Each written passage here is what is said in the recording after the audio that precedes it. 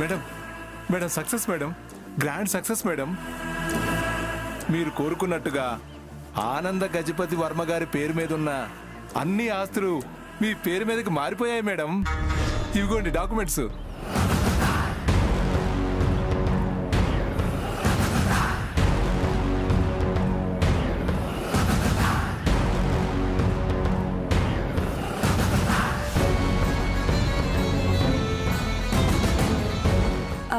అవును, వీటన్నిటిలో మా మావయ్య గారి సంతకాలు ఫోర్జరీ చేయించాం కదా, అవి ఫోర్జరీ అని ఎవరికి ఏమాత్రం డౌట్ రాలేదు కదా?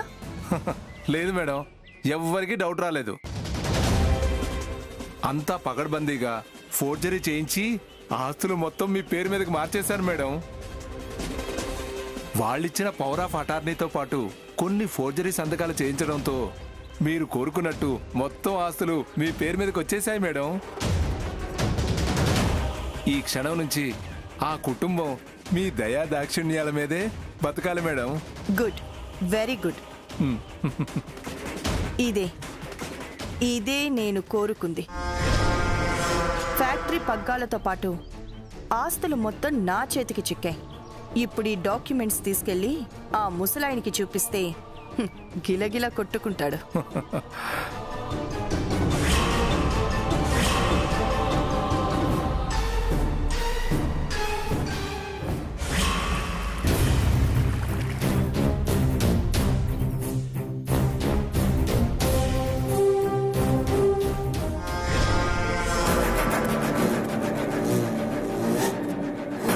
హలో మామయ్య, మీకొక గుడ్ న్యూస్.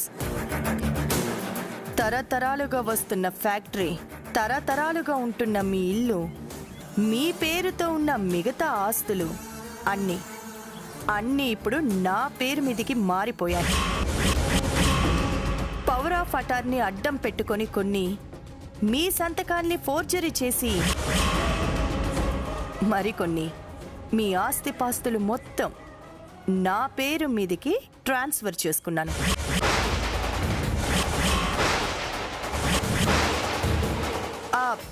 సారీ, ఆస్తిపాస్తులు మొత్తం నేను లాగేసుకోలేదు. ఆస్తిపాస్తుల్లో ఆస్తి మాత్రమే నేను లాగేసుకున్నాను. పాస్తులు మీకే వదిలేశాను. కళ్ళు తెరిచి అలా చూడటం, ఆ కళ్ళల్లో నుంచి కన్నీళ్లు కార్చటం తప్ప మీరేమీ చేయలేరు. ఈ క్షణం నుంచి మీరు నా దయాదాక్షిణ్యాల మీద బ్రతకాలి. నాతో పెట్టుకున్నందుకు అఖిల్ వాళ్ళని ఇంట్లో నుంచి పంపించేశాను. నాకు అడ్డుగా ఉన్నందుకు అశోక్ని, వైదేహి అక్కని కూడా ఇంటి నుంచి పంపించేశాను. నాకు అడ్డుగా తమరు, తమరి సతీమణి కూడా నాకు అడ్డుగా అనిపిస్తే వెంటనే మీ అడ్డు తప్పిస్తాను. సో పిచ్చి పిచ్చి వేషాలు వేయకుండా అలా మంచానే పడుండండి. పెట్టినప్పుడు తినండి. ఎక్స్ట్రాలు ఏమన్నా చేస్తే మీ క్యారెక్టర్లు కట్ అయిపోతాయి. జాగ్రత్త.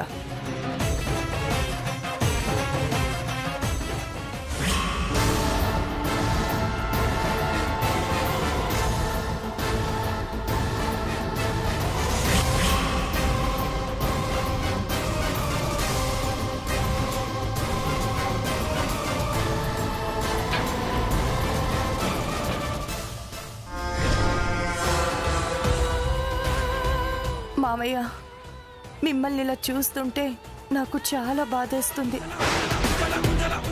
మిమ్మల్ని ఇలా చూస్తూ బాధపడుతున్న అత్తయ్య గారిని చూస్తుంటే ఇంకా ఇంకా బాధేస్తుంది. మన కుటుంబం చెల్లాచెదురైనందుకు ఇంకా ఇంకా బాధేస్తుంది. అన్ని పరిస్థితులు చక్కబడిపోవాలని, మళ్ళీ మనందరం కలిసిపోవాలని, మీరు సంపూర్ణ ఆరోగ్యంతో సంతోషంతో నట్టింట్లో తిరగాలని ఎంతమంది దేవుళ్ళకి మొక్కుకుంటున్నానో మీకు తెలీదు.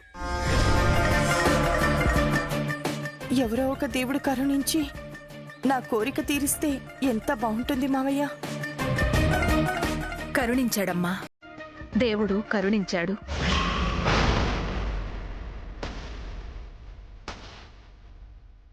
అత్తయ్య, ఎంతసేపు అయింది మీరొచ్చి? మన ఇంటి పరిస్థితుల గురించి నువ్వు మీ మామయ్య గారికి చెప్పుకుని బాధపడుతున్నప్పుడే వచ్చానమ్మా.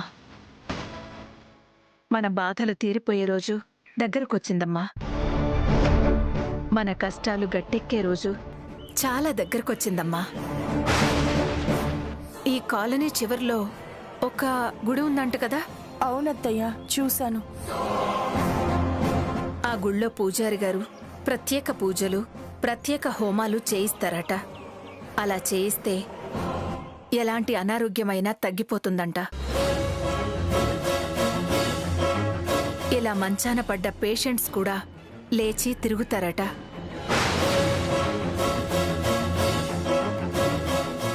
అవునా? ఎంత శుభవార్త చెప్పారత్తయ్య. రేపే ఆ గుడికి వెళ్ళి ఆ పూజారి గారితో మాట్లాడి ఆ ఏర్పాట్లు చేయిద్దాం.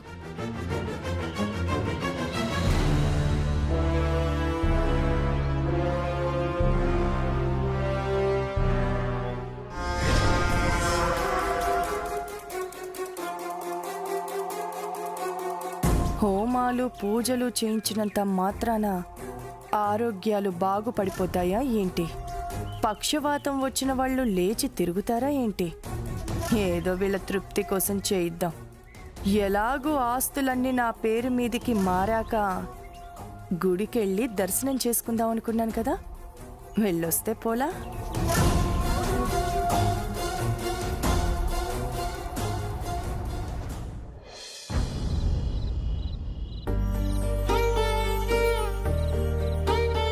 శ్యామా, రేపు మమ్మీ గుడికెళ్తుందంటావా? పూజారి గారితో మాట్లాడుతుందంటావా? తప్పకుండా వెళ్తారు.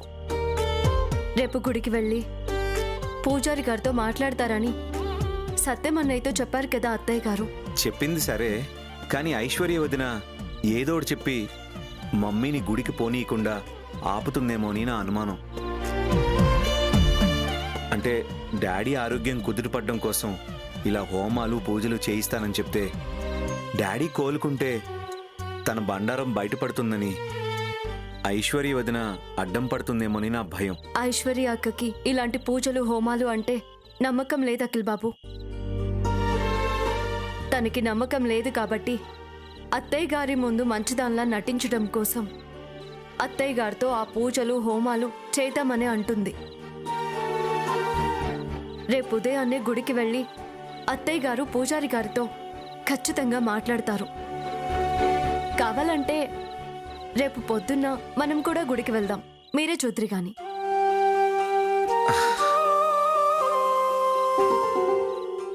అలాగే శ్యామ, మనం కూడా రేపు పొద్దున్నే గుడికి వెళ్దాం. మమ్మీ వదిన ఆ హోమాలు పూజలు చేయించడానికి గుడికి వెళ్ళినప్పుడు ఇంటి దగ్గర డాడీ తప్ప ఎవ్వరూ ఉండరు. ఆ టైంలో మనం ఇంటికి వెళ్దాం. నువ్వు పాట పాడి మ్యూజిక్ థెరపీ చేద్దు గాని. ఖచ్చితంగా డాడీ కోలుకుంటారు. మామయ్య గారు కోలుకోగానే ఐశ్వర్య యొక్క నిజస్వరూపాన్ని బయట పెడతారు. అప్పుడు అత్తయ్య గారికి మన మీదున్న కోపం పోతుంది. మనం మన ఇంటికి వెళ్ళిపోతాము. వెళ్ళిపోయాకేముంటుంది? ఏదో ఉంటుంది, ఆలోచించు. ఏముంటుందబ్బా? ఏదో ఉంటుందబ్బా. అబ్బా, అదేదో మీరే చెప్పొచ్చు కదా. నువ్వు ఆలోచించు, నీకు తెలియకపోతే నేను చెప్తాను. ఆలోచించే ఓపిక లేదు బాబు, నాకు నిద్ర వస్తుంది. మనం ఇంటికి వెళ్ళాక నిద్ర రాకూడనిది ఒకటి ఉంటుంది.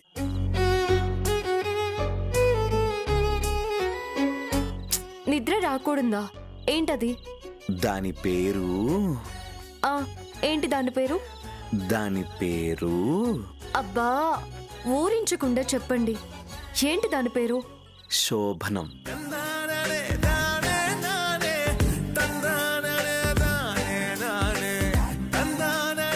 అంటే ఒక వర్షం కురిసిన రాత్రి మనం ఒకటైపోయామని, మనకు శోభనం అయిపోయిందని ఇంట్లో వాళ్ళకి తెలియదు కదా.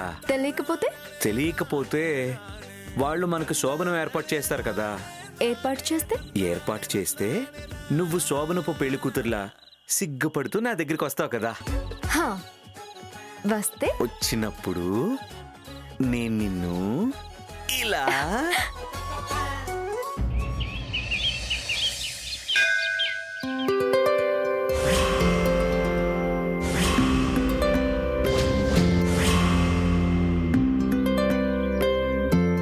పూజారి గారు, మా అమ్మ వాళ్ళు వస్తున్నారు. మేము అలా పక్కన ఉంటాం. మేము చెప్పింది చెప్పినట్టు వాళ్ళకి చెప్పండి. అలాగే బాబు. సరే, థ్యాంక్స్ అండి.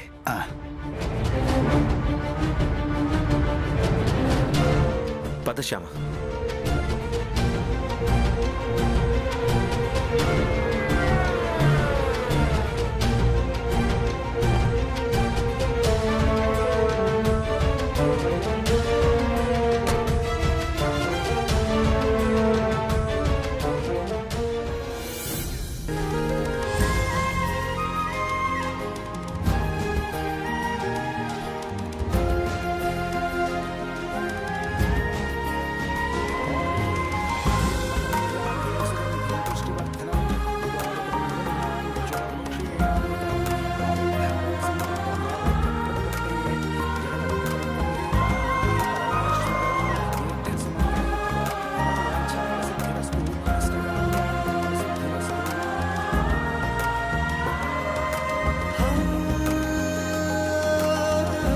తీసుకోండి అమ్మా. పూజారి గారు, ఇక్కడ పరమేశ్వర శాస్త్రి గారంటే నేనేనమ్మా. మీతో కొంచెం మాట్లాడాలి పూజారి గారు. చెప్పండమ్మా. అనారోగ్యంతో మంచాన పడ్డ వాళ్ళకి మీరు ప్రత్యేక హోమాలు పూజలు చేస్తారని మాకు తెలిసిన వాళ్ళు చెప్పారు. అవునమ్మా, చేస్తుంటాను. కొంతకాలం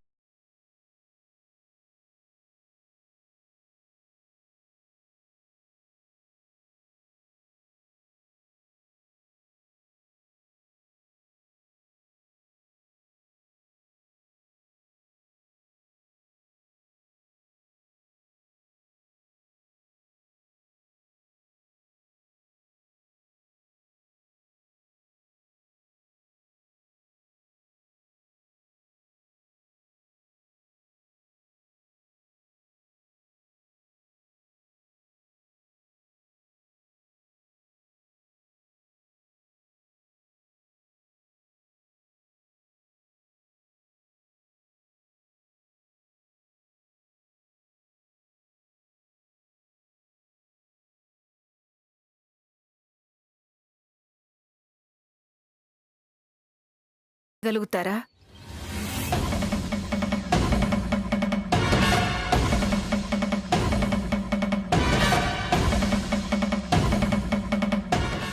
మీ ఇంటికా? కుదరదమ్మా. ఆ హోమం అవి మీ ఇంటికొచ్చి చేయడం కుదరదు.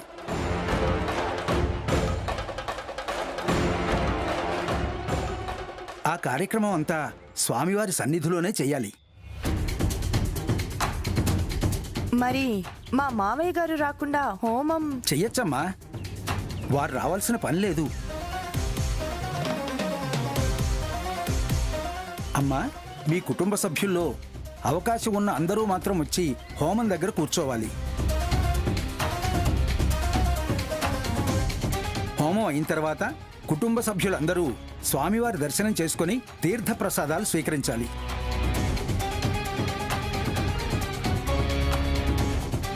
అలాగే పూజారి గారు, ప్రస్తుతం నేను మా కోడలు మాత్రమే ఇంట్లో ఉన్నాం.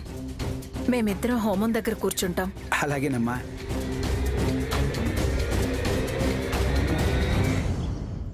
నేను కూడా ఇక్కడే ఉంటే ఇంటి దగ్గర మావయ్య గారిని ఎవరు చూసుకుంటారత్తయ్య?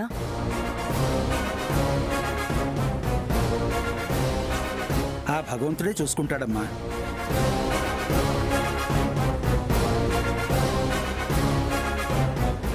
ఆయన కోసమే కదా మీరు భగవంతుడి సన్నిధిలో హోమం చేయిస్తున్నారు.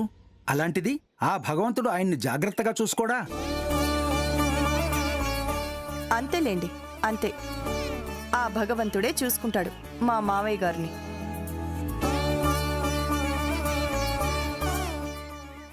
అవును, హోమం అనేది మగవాళ్ళు మాత్రమే చేయాలి కదా? ఆడవాళ్ళు చేయకూడదు అంటారుగా? అవునమ్మా, ఆడవాళ్లు చేయకూడదు. మరి మా వారు ఊళ్ళో లేరు, ఫారెన్లో ఉన్నారు. ఆయన ఫారెన్ నుంచి వచ్చాక హోమం జరిపించమంటారా పంతులు గారు? అవసరం లేదమ్మా. హోమం చేసే అధికారాన్ని నాకు అప్పగించి మీరు మీ అత్తగారు అలా హోమం దగ్గర కూర్చుంటే చాలు. అవునా? మేము హోమం దగ్గర కూర్చుంటే సరిపోతుందా? అవునమ్మా. ఇంతకీ మీరు ఏ హోమం చేయిస్తున్నారు? అపమృత్యు భయం తొలగిపోయి ఆయుష్ పెరగటానికి, దీర్ఘకాలిక అనారోగ్యాలు తొలగిపోయి పూర్తి ఆరోగ్యవంతులు అవటానికి రుద్రహోమం చేయాలమ్మా.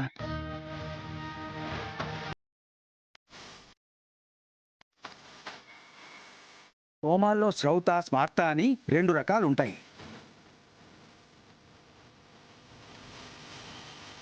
గణపతి హోమం, రుద్రహోమం, చండీ హోమం ఇవన్నీ మార్త హోమాలు. అంటే ఏదన్నా కోరిక కోరుకొని ఆ కోరిక తీర్చమని చేసే హోమాలన్నమాట. ఇప్పుడు మీ మావయ్య గారికి ఆరోగ్యం గురించి చేస్తున్నట్లు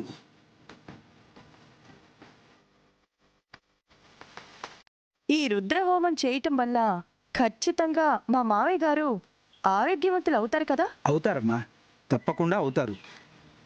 గాడిద గుడ్డు అవుతారు. మంత్రాలకి చింతకాయలు రాలుతాయా, హోమాలకి ఆరోగ్యం వస్తుందా? ఆ హోమం చేయడం వల్ల మీ మావయ్య గారు 100కి 100 పాళ్ళు ఆరోగ్యవంతులు అవుతారు.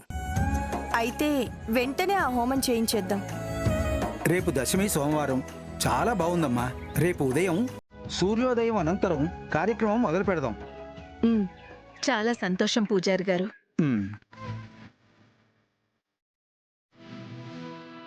ఒక్క నిమిషం అమ్మా. ఉమ్.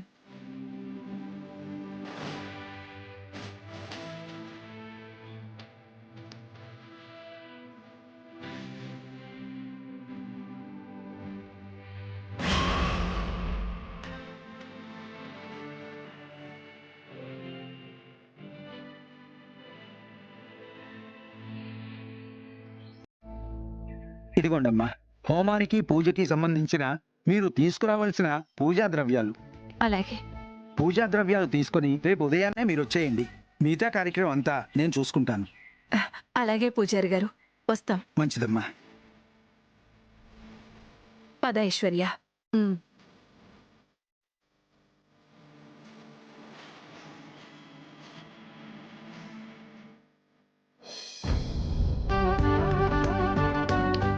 చెప్పాను బాబు, మీరు చెప్పింది చెప్పినట్టు చెప్పాను. చాలా సంతోషం పూజారి గారు. మీ రుణం ఈ జన్మలో తీర్చుకోలేం. పరమేశ్వరార్పణమస్తు. చెల్లెమ్మా, చెల్లెమ్మా, రండన్నయ్య. ఏంటమ్మా అర్జెంటుగా మాట్లాడాలి, రమ్మని ఫోన్ చేశారు? అవునన్నయ్య, మీతో ఒక ముఖ్యమైన విషయం మాట్లాడాలి. వదిన ఇంట్లో ఉందా? లేదమ్మా, తాళం వేసుంది, బయటికి వెళ్ళినట్టుంది. అయితే నో ప్రాబ్లం. మన ప్లాన్ వర్కౌట్ అయిందండి. మా మమ్మీ గుడికొచ్చి పరమేశ్వర శాస్త్రి గారితో మాట్లాడింది. రేపు బ్రహ్మ ముహూర్తంలో హోమం చేయడానికి, ప్రత్యేక పూజలు చేయడానికి మమ్మీ వదిన ఇద్దరు గుడికొస్తామని చెప్పారు. అమ్మయ్య, అంతా మనం అనుకున్నట్టు జరుగుతుంది. కానీ మనం ఆ ఇంట్లోకి ఎలా వెళ్తాం బాబు? మన దగ్గర కీ లేదు కదా. వెళ్తాం. మన దగ్గర కీ లేకపోయినా ఇదిగో దీని ద్వారా వెళ్తాం.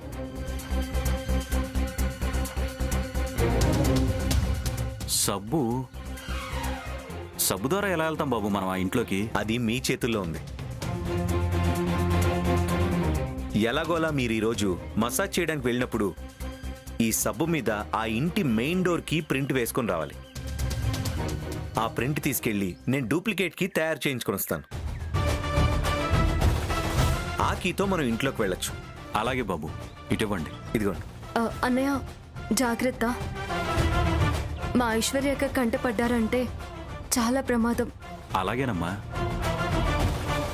ఎవ్వరికంటా పడకుండా జాగ్రత్తగా పని పూర్తి చేసుకుని వస్తాను. మీరేం టెన్షన్ పడకండి. వస్తాను బాబు, వస్తానమ్మా.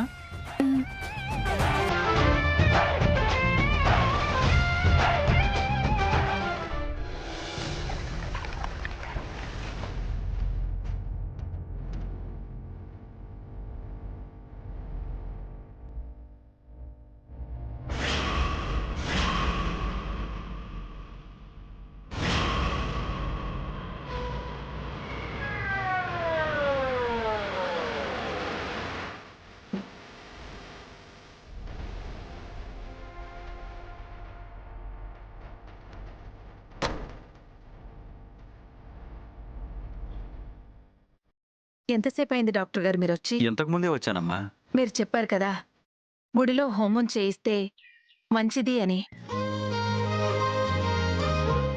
పూజారి గారితో ఆ విషయం మాట్లాడడానికి గుడికి వెళ్ళి వస్తున్నాం. అవునా? ఏమన్నారమ్మా పూజారి గారు? ఎప్పుడు చేస్తామన్నారు? రేపే ఆ కార్యక్రమం జరిపిద్దామన్నారు. సంతోషం అమ్మా, చాలా సంతోషం.